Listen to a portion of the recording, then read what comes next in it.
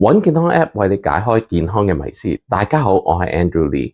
最近有朋友問我，點解你每一日喺社交媒體都出一啲關於係癌症嘅小貼士，又有心理支援啦，又有治療方案啦，財政支援，仲有其他嘅健康資訊同埋活動。其實你係咪轉咗行啊？我冇轉到行，但我一直都喺醫療行業裏邊。過去幾十年啦，我一路都環繞住健康啦、接病人照顧啦、健康資訊咁樣去做嘢。最初我喺港大做研究嘅時候，仲有機會同袁國勇教授去學習點樣去做研究。之後轉戰藥廠，專注癌症藥。當時 targeted therapy 呢個新藥嘅治療概念仲未普及，係我同團隊咧幫佢改咗個中文名叫標靶治療，幫助醫生啦，令到癌症病人更加容易理解呢一種新嘅治療方案點樣幫到佢哋。當時我發覺有好多人其實對醫療資訊好陌生，有好多健康嘅資訊大家都未必知道。但係當你同埋屋企人有真正需要嘅時候，又發覺啲資訊好零碎，好難揾。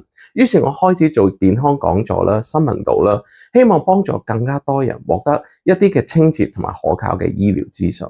之後我又做過醫療中心啦、化驗所啦、病人照顧啦、內地病人來港啦、揾醫療資源啦，甚至幫助香港想換腎嘅病人上去大灣區去換腎。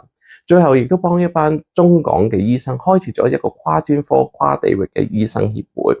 一路行到而家，見到醫療資訊啦、服務啦，都係好散。病人真係要揾合適佢哋自己嘅醫療資源，真係好難。咁點解搞個揾健康 App 啦？因為我希望健康同埋醫療資訊能夠幫助真正有需要嘅人。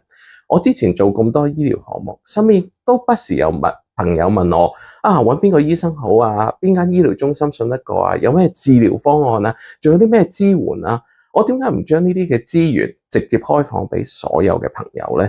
所以我開發咗呢個揾健康 App。我希望透過呢個平台，將健康啦、醫療產品啦、服務啦、資訊啦整合，設立一個真正互助嘅健康社群，等大家更加容易揾到自己所需要嘅健康資源，揾到健康又安心。未來我哋都會繼續出唔同嘅視頻，等到更多嘅邀請更多嘅健康啦、醫療專家分享佢哋嘅資訊，等你同埋你嘅親友都可以容易揾到最適合自己嘅健康方案。如果你都想覺得呢啲健康資訊好重要，記得加入我哋一齊分享，一齊建立個健康互助社群。記得 comment 啦、like 啦、share 啦、subscribe 啦，揾健康頻道，加入 WhatsApp 社群，仲要去 App Store 同埋 Play Store 下載揾健康 App，揾到健康又安心。